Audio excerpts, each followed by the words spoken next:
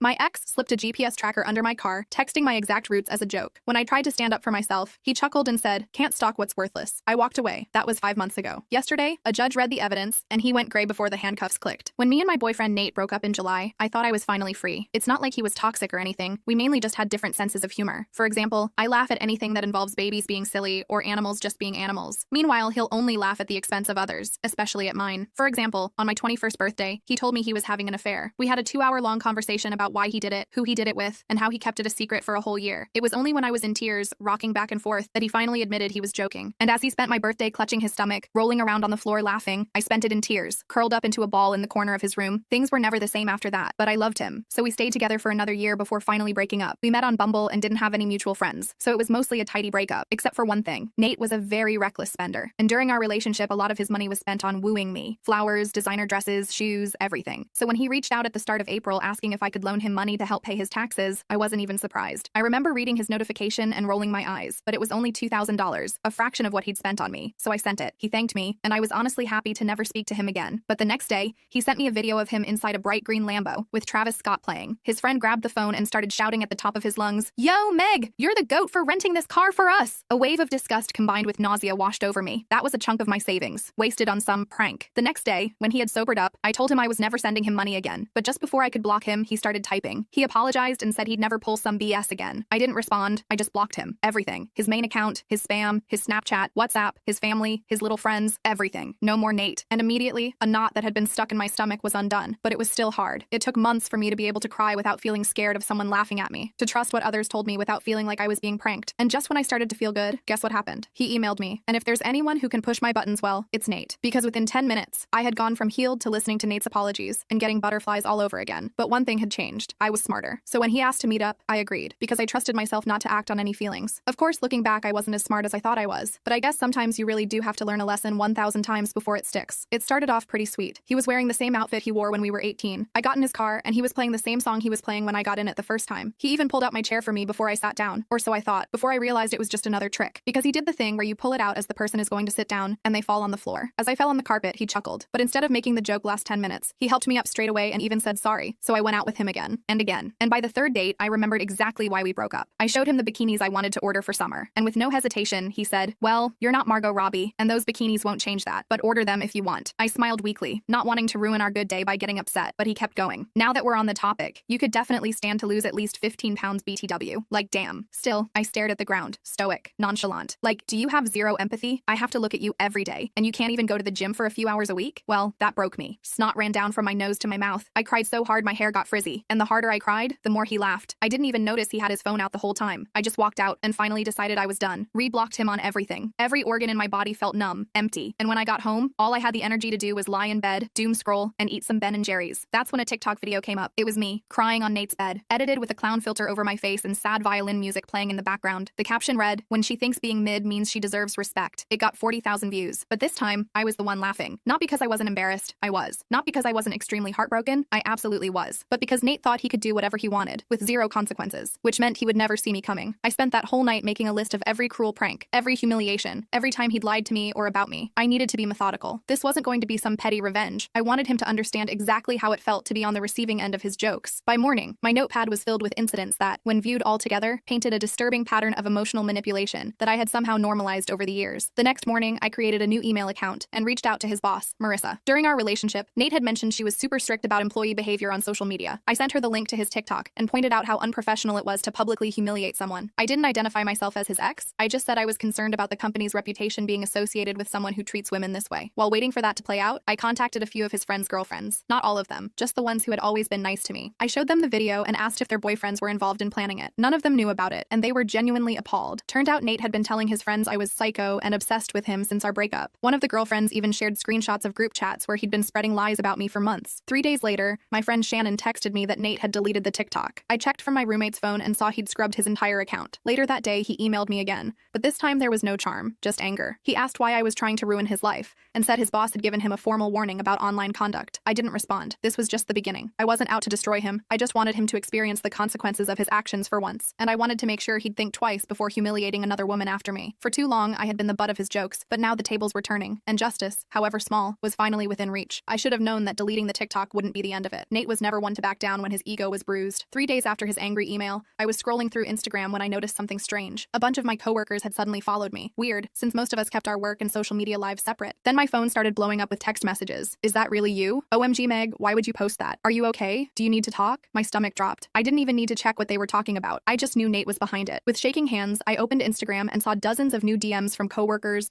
acquaintances, even a few relatives I barely spoke to. Someone had created a fake Instagram account in my name with my photos, but the bio read, just a desperate girl looking for attention and money from my exes. The most recent post was a badly photoshopped picture of me sitting on a pile of cash with the caption, another day, another man to scam, who wants to be next? The account had tagged everyone from my workplace, including my boss, Rebecca. I immediately reported the account and texted my closest work friend, Taylor, explaining it was fake. She called me right away. Everyone knows it's not you, she reassured me. It's so obviously fake that Rebecca already sent an email telling people not to engage with it. I felt a wave of relief followed by rage. Nate was really trying to mess with my job now? Two could play at that game. I didn't respond to his provocation directly. That's what he wanted. Instead, I took screenshots of everything and documented all of it, including his previous TikTok. I was building a case. The fake Instagram was taken down within 24 hours, but the damage to Nate's reputation among my friends was permanent. Taylor and a few other coworkers who'd met him during our relationship now saw exactly what kind of person he was. Word spread quickly. A week passed without incident. I was starting to relax, thinking maybe he'd gotten the message. Then I came home from work to find a delivery guy outside my apartment building with an enormous order of pizzas, 20 of them, all with different toppings, all paid for in advance, all supposedly ordered by me. I didn't order these, I told the confused delivery guy. He showed me the order details. Someone had used my full name, address, and even included a note saying I was throwing a surprise party and to please knock loudly because I might be in the shower. The total came to over $400. I explained the situation, and thankfully, the delivery guy was understanding. He called his manager, who reluctantly agreed not to charge me. As he was loading the pizzas back into his car, I noticed a text from an unknown number. Dinner's served. Hope you're hungry. This might sound silly compared to the Instagram thing, but it really rattled me. Nate knew where I lived. He had my address. For the first time, I felt genuinely unsafe. That night, I called my older brother, Chris. He lived across town and had never liked Nate. He'd seen through him from day one. I told him everything that had happened, and he came over immediately to help me change the locks on my apartment door. We also installed a basic security camera that connected to my phone. It wasn't much, but it made me feel safer. You should file a police report, Chris suggested as we tested the new locks. This is harassment, I sighed. With what evidence? A TikTok he already deleted? A fake Instagram account that's gone? Some pizzas I didn't order? They'll laugh me out of the station. Chris frowned. Then at least document everything. Screenshots, dates, times. If this escalates, you'll need proof it's been ongoing. I followed his advice and created a detailed log of everything Nate had done. I also reached out to a few of his exes before me, women he'd mentioned during our relationship. I found 2 of them on Facebook and sent careful messages explaining who I was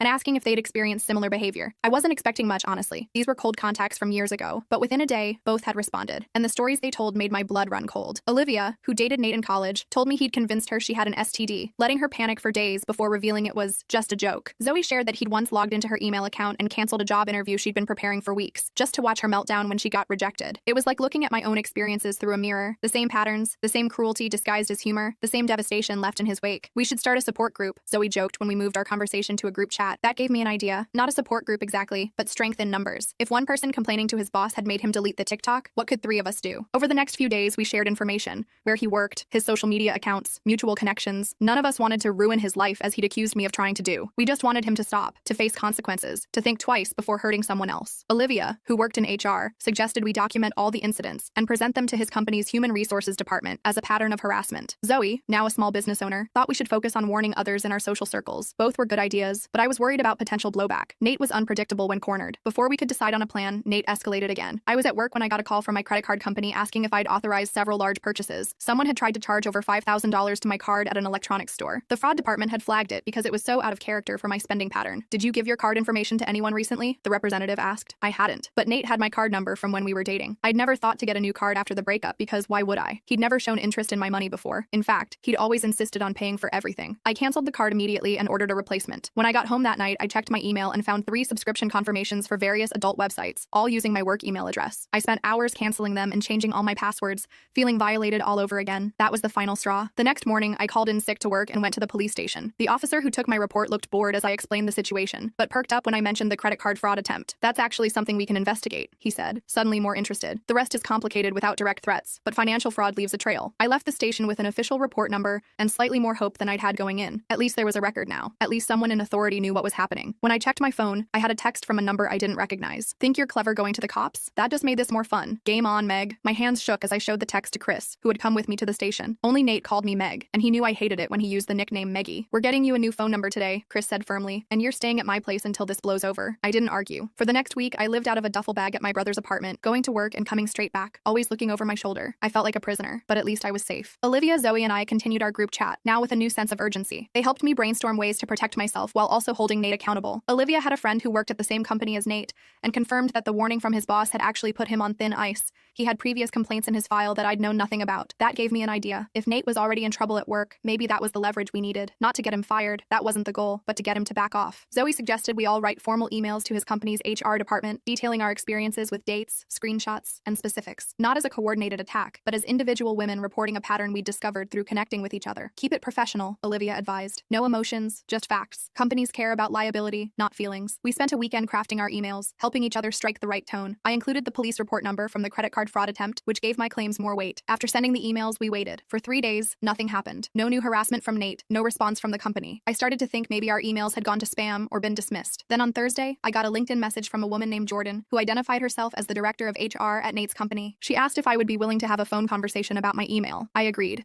and we set up a call for that afternoon. Jordan was professional but sympathetic. She explained that they had received all 3 of our emails and were taking them seriously. Nate had been placed on administrative leave pending an investigation. We can't discuss specific employment actions with non-employees, she said carefully, but I wanted you to know that we don't tolerate this kind of behavior, and we're addressing it. I thanked her, surprised by how emotional I felt. For so long, Nate's behavior had been dismissed or minimized. Having it taken seriously by his employer felt validating in a way I hadn't expected. That evening, I got another email from Nate. The subject line was simply, "Stop. I don't know what you think you're doing, but you've crossed a line," he wrote. "They suspended me because of your lies. Is that what you wanted? To ruin my career over a few jokes? You're going to regret this." I forwarded the email to Jordan without comment, then blocked his email address again. The threat made my skin crawl, but I refused to let him intimidate me anymore. The next day, Chris and I returned to my apartment to pick up more of my clothes. As we approached my door, I noticed something odd. The new security camera we'd installed was missing. The mount was still there, but the camera itself was gone. "Did you move it?" Chris asked, frowning. I shook my head, my heartbeat accelerating. We cautiously entered the apartment, checking every room to make sure no one was inside. Nothing seemed disturbed, except for one thing. My bed had been made. I never made my bed before leaving. "We need to leave right now," Chris said quietly. We hurried out, and Chris called the police from the car. They came and took another report, but without signs of forced entry, there wasn't much they could do. I had no proof it was Nate. He'd been careful not to leave evidence. The officer suggested maybe my landlord had entered for maintenance, but a quick call confirmed they hadn't been in my unit. I felt violated all over again. He'd been in my home, touched my things. The thought made me sick. It seems Nate still had my spare key from when we were dating. I never thought to ask for it back since we broke up amicably at first. "You can't stay there anymore," Chris insisted. "It's not safe." I knew he was right, but I couldn't live on my brother's couch forever. I needed a long-term solution. That night, I called my landlord and explained the situation. To my surprise, he was understanding and agreed to let me break my lease without penalty if I moved out within 2 weeks. It would stretch my finances thin, but my safety was worth it. While I searched for a new place, far from my current apartment, I got an unexpected call from Jake, Nate's friend who had been in the Lamborghini video. He sounded uncomfortable. "Look, I know we're not friends or anything, but I thought you should know Nate's been talking about getting even with you. Like, serious revenge stuff. He's really lost it." My heart sank. "What kind of revenge?" "I don't know details. He got weird when I asked, but he's drinking a lot, saying crazy stuff. I just thought you should know." "Why are you telling me this now?" I asked. Jake sighed. "My girlfriend saw that TikTok and went ballistic. She said if I didn't warn you about what Nate's planning, she'd break up with me. And honestly, I've been feeling pretty crappy about the whole Lamborghini thing anyway. It wasn't cool." I thanked him for the warning, genuinely appreciative despite our history. After hanging up, I forwarded Jake's number to Chris with a brief explanation, just in case anything happened to me. It felt dramatic, but I couldn't be too careful. The next day, I found a new apartment across town and paid the deposit immediately. The rent was higher than I could comfortably afford, but it had secure entry with a key fob system, and I wouldn't have to give Nate my new address. I scheduled the move for the following weekend and asked several friends to help, not just for the heavy lifting, but for safety and numbers. As moving day approached, I grew increasingly paranoid, checking my car for tracking devices and varying my route to work. I felt like I was living in a thriller movie, except nothing about this was entertaining. The day before the move, I received another email, this time from an account I didn't recognize. The subject line was "One last joke." There was no message, just an attached video file. Against my better judgment, I clicked play. It was footage of my apartment, my bedroom, my bathroom, my living room. The camera moved through each space slowly, lingering on personal items, photos, jewelry, even my underwear drawer. The video ended with a close-up of my bed, freshly made, with something written on the pillowcase in what looked like red lipstick. "Sweet dreams, Meg." I dropped my phone like it had burned me. My hands wouldn't stop shaking. I forwarded the video to the police officer handling my case, then called Chris in tears. "I'm coming to get you right now," he said. "Pack whatever you need for tonight. We're moving your stuff out first thing tomorrow." That night, I barely slept. Every noise made me jump. Chris stayed up with me, making plans for the move and trying to keep my spirits up. Around 3 a.m., my phone buzzed with a text from an unknown number. "Moving won't save you. I'll always find you." I showed Chris, who immediately called the police. They promised to send an officer to take a statement in the morning, but without a direct threat of physical harm, there wasn't much they could do immediately. "This is insane," I said, pacing Chris's living room. "How is this not threatening enough?" Chris looked grim. "Because the law is stupid sometimes, but we're not waiting for them to help. We're taking matters into our own hands tomorrow." The next morning, a small army arrived at my apartment. Chris, Taylor from work, 3 of my college friends, and even Olivia and Zoe, who I'd only spoken to online until then. With 7 people working together, we emptied my apartment in record time. No one went anywhere alone, and Chris checked each box before it left to make sure nothing had been tampered with. As we were loading the last few items, a car pulled up across the street. Nate was inside, just watching us. "Ignore him," Chris advised when I tensed up. "That's what he wants, a reaction." But Zoe had other ideas. She marched across the street, phone held up, obviously recording, and approached his car. We couldn't hear what she said, but Nate's expression changed from smug to alarmed. He drove away quickly, tires squealing. "What did you say to him?" I asked when she returned. Zoe smiled grimly. "I told him I was live streaming to my followers and had his license plate, name, and workplace on record. Then I reminded him that 3 women filing individual harassment reports makes a pretty compelling pattern for a restraining order." "Was that true? About the live stream?" Chris asked. "Nope," Zoe admitted, "but he doesn't know that." For the first time in weeks, I laughed. Really laughed. It felt good to see Nate retreating for once. The move to my new apartment went smoothly. Everyone helped set up the basic furniture, and Chris installed a serious security system, door sensors, window alarms, and cameras that uploaded footage directly to the cloud. My new place was on the 3rd floor with secure entry to the building that required a key fob, and none of my social media accounts listed my location. That night, after everyone left, I sat alone in my new space feeling a strange mix of emotions. I was still afraid, but also angry, determined, and weirdly hopeful. Nate had tried to isolate me, but instead, he'd inadvertently built me a stronger support network than I'd ever had. The next day, I received a formal letter from the police department. They had reviewed all my reports and evidence and determined there was enough for a temporary restraining order against Nate. I would need to appear before a judge in 2 weeks for the hearing to make it permanent, but for now, he legally had to stay away from me. I forwarded the official documentation to Jordan at Nate's company, thanking her for taking my initial report seriously. Her response came quickly. "Thank you for the update. Without breaking confidentiality, I can tell you that Mr. Gardner is no longer employed with our company as of yesterday." I stared at the email in disbelief. Nate had been fired. The company had actually taken action. After months of feeling powerless, things were finally happening. I texted Olivia and Zoe with the news, and we had an impromptu celebration over video chat that night. None of us had wanted revenge exactly. We just wanted to be heard, to be taken seriously, and to protect others from going through what we had. The restraining order seemed to work. For a few days, there was no contact from Nate. I started to relax into my new routine, even ventured out to a movie with Taylor without constantly looking over my shoulder. Then on Friday night, I got a notification from my new security system. Someone was at my door. I checked the camera feed on my phone and felt ice in my veins. Nate was standing outside my apartment, swaying slightly like he was drunk. How had he found my new address? How had he gotten past the building's secure entry? As I looked more closely at the footage, I realized he must have followed someone in when they used their key fob. The building's security was only as good as the vigilance of its residents, and someone had clearly let a stranger in behind them without questioning why he was there. I immediately called 911, whispering that someone with a restraining order against them was at my door. The dispatcher assured me officers were on their way and advised me to stay quiet and away from the door. The longest 10 minutes of my life followed. I watched through the security app as Nate pounded on my door, then tried the handle. It was locked, of course, but knowing how close he was made my heart race. He leaned close to the door and said something the microphone didn't quite catch, then pulled something from his pocket. I squinted at my phone screen, trying to make out what he was holding. It looked like a key. My stomach dropped. The locksmith. Later, I found out from my landlord that Nate had somehow convinced the building's locksmith that he was my boyfriend who had lost his key. He'd shown old photos of us together as proof and paid a hefty fee for an emergency copy. But before he could try it, the building's hallway lights flashed. Someone else was coming. 2 police officers appeared in frame, approaching Nate carefully. He turned, clearly surprised, and shoved whatever he'd been holding back into his pocket. I couldn't hear the conversation, but I saw him gesturing wildly, then pointing at my door. One officer spoke into his radio while the other kept Nate's attention. After a few minutes, they handcuffed him and led him away. Only then did I release the breath I'd been holding. My phone rang. It was the police, confirming that they had Nate in custody for violating the restraining order. They asked if I would come down to the station to make a statement. Chris drove me there, staying close as I recounted everything that had happened. The officer taking my statement was thorough, asking for copies of all my documentation. When I mentioned the object Nate had pulled from his pocket, they said they would check what was found during processing. "What happens now?" I asked when we were done. "He'll be held at least until arraignment on Monday," the officer explained. "Given the restraining order violation and his history of harassment, the judge will likely set bail with conditions,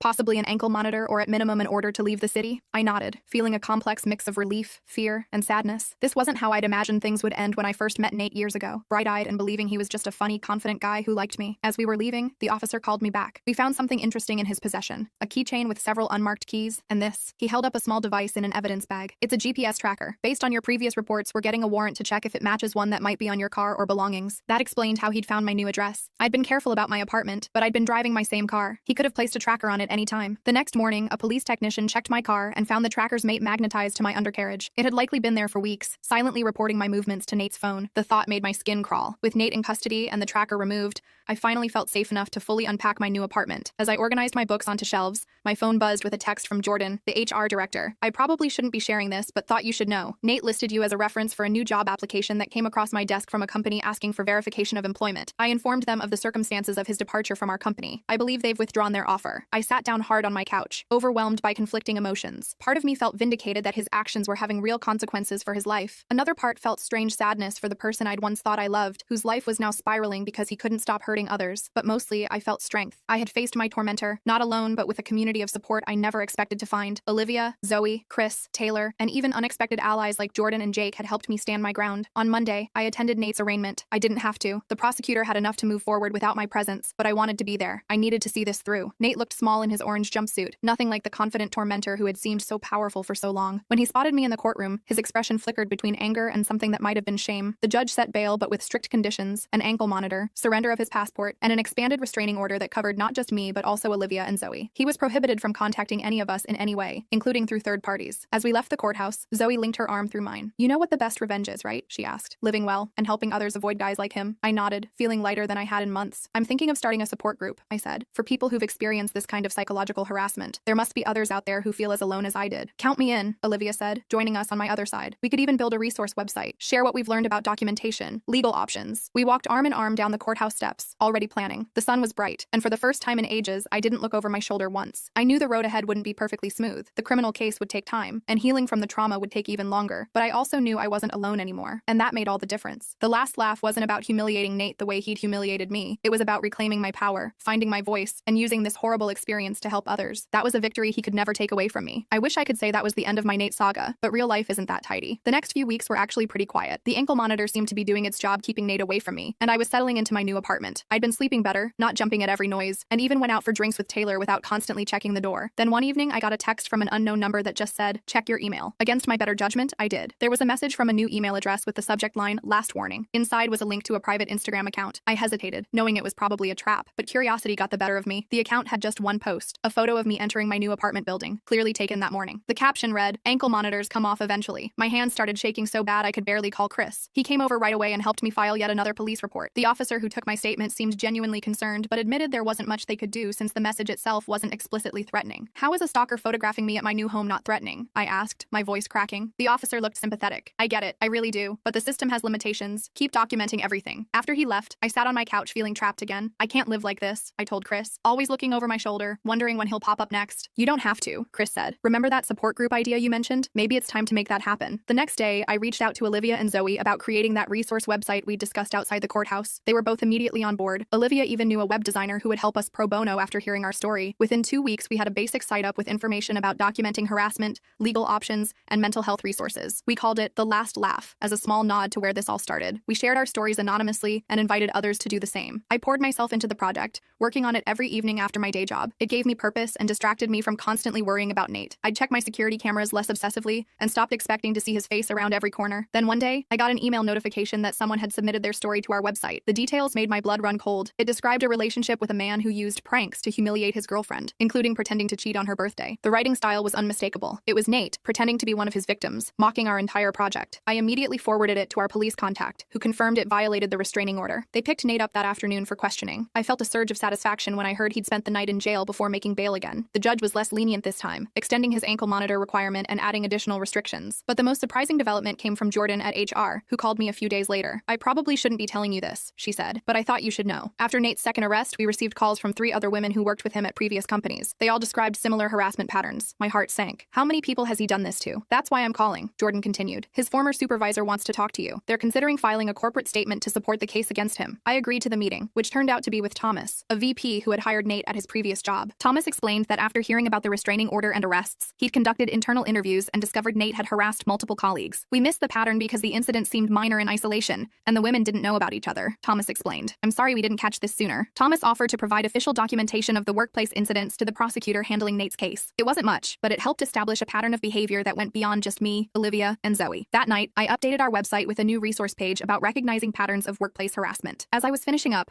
I got a text from Taylor with a screenshot of Nate's LinkedIn profile. He'd updated it to show he was moving to Seattle for a fresh start at a new company. I felt a confusing mix of relief and concern. Relief that he might finally be out of my life, but concern for whoever he might target next. I forwarded the information to our police contact, who confirmed that Nate's bail conditions would make it difficult for him to leave the state before his court date, but not impossible if the new company was helping with relocation. The next morning, I made a decision. I called the number listed on the Seattle company's website and asked to speak to their HR department. The woman who answered introduced herself as Mary. "This is uncomfortable," I started, "but I need to inform you about a potential new hire named Nate Gardner." There was a pause. "Go on." I took a deep breath and gave her the facts. Just the facts. The restraining order, the arrests, the pattern of harassment documented by multiple women and companies. I didn't embellish or let emotion creep in. I simply laid out the evidence and suggested they might want to conduct additional due diligence before bringing him on board. Mary thanked me for the information and said they would look into it. I hung up feeling like I'd done what I could to protect potential future victims without crossing any lines. 3 days later, I received an email from Mary confirming they had rescinded Nate's job offer after verifying my information with his former employers. She thanked me for having the courage to come forward. That same evening, my doorbell rang. I checked the camera and saw a police officer standing there. My heart raced as I opened the door. "I'm Officer Williams. We need to talk about Nathan Gardner." I invited him in, bracing for bad news. But what he told me wasn't what I expected. Mr. Gardner was picked up this morning trying to remove his ankle monitor. During processing, we found evidence on his phone of multiple harassment campaigns against several women, including yourself. The district attorney is upgrading the charges to include stalking and cybercrime offenses. I sat down hard on my couch. So what happens now? He's being held without bail pending trial. Given the evidence and his attempt to flee, the judge doesn't consider him a good candidate for release. For the first time in months, I felt a weight lift completely off my shoulders. Nate was actually facing serious consequences. The officer left me his card and told me the DA would be in touch about testifying. I immediately called Olivia and Zoe to share the news. We ended up having an impromptu celebration via video chat, all of us processing this unexpected development. "I can't believe it's really over," I said, still in shock. "It's not just over," Zoe pointed out. "He's actually being held accountable." That's rare. She was right. So many harassment victims never get that closure. It made our website feel even more important. The next few weeks were a whirlwind. Our little resource site was gaining traction, with women from across the country submitting their stories and thanking us for creating a space where they felt understood. We added forums, connected with legal resources, and even started weekly virtual support meetings. The DA's office kept me updated on Nate's case. The evidence from his phone was damning. He had detailed notes on each of his targets, including schedules, vulnerabilities, and prank ideas. There were women I'd never heard of in his files, going back years. One morning, I received a call from a number I didn't recognize. It was Jake, Nate's friend from the Lamborghini video. "Hey, I know we're not friends or anything," he started awkwardly, "but I wanted to apologize for my part in all this. I didn't know how bad it was." I was silent, not sure how to respond. "Anyway," he continued, "I've been talking to the DA, telling them everything I know about Nate's jokes. I should have done it sooner." "Why now?" I asked. "My sister found your website. She recognized Nate from some of the anonymous stories. She showed me, and it was like seeing everything clearly for the first time." He paused. "I was a terrible person for going along with his crap. I'm sorry." It wasn't a perfect apology, but it felt genuine, and it showed our website was making a difference in unexpected ways. The day before Nate's pretrial hearing, I got another surprising call, this time from Richard, Nate's father. I almost didn't answer, but curiosity won out. "Meg, I don't know what to say except I'm sorry," he began. "We never realized how serious Nate's behavior was. We always thought he was just high-spirited playing jokes." I remained silent, letting him talk. "His mother and I have been reading the case files. The things he did to you and those other women," his voice broke. "We failed as parents. We failed to teach him respect." I finally spoke. "What do you want from me, Richard?" "Nothing. You don't owe us anything. I just wanted you to know we're not contesting anything. We won't be paying for expensive lawyers to get him off. He needs to face consequences." After we hung up, I sat in my living room feeling strangely empty. There was no satisfaction in knowing Nate's parents were suffering too. This whole situation was just sad. Sad that so many people had been hurt. Sad that warning signs had been missed for years. Sad that someone with so much potential had chosen to use his intelligence to cause pain,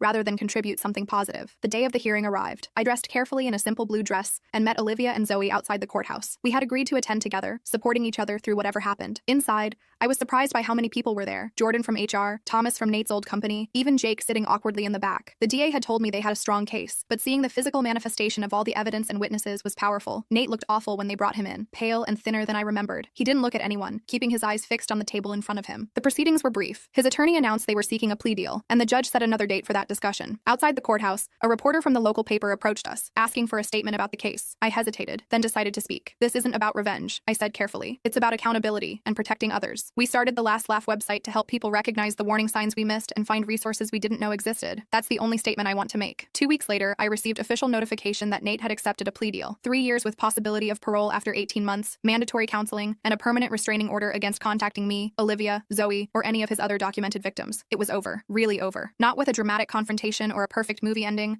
but with paperwork and legal proceedings and a quiet acknowledgement of harm done. That night, I sat on my balcony watching the sunset, thinking about everything that had happened. My phone buzzed with a notification. Our website had just reached 10,000 visitors. We were helping people. Something good had come from all this pain. I scrolled through some of the anonymous thank you messages we'd received. I thought I was crazy until I found your site. You gave me the courage to file my police report. Reading other women's stories made me feel less alone. These weren't just words on a screen. They were real people finding their own way to the last laugh, not through revenge or cruelty, but through connection, support, and the power of shared experience. I put my phone down and looked out at the city lights coming on as darkness fell. For the first time in ages, I didn't check my security camera before heading to bed. I didn't double-check my locks or look under my car for tracking devices. I just went inside, made some tea, and started planning the next phase of our website expansion. The last laugh wasn't a moment. It was this whole new life I was building. A life where Nate's power over me was was finally, completely gone, and that felt better than any revenge could have.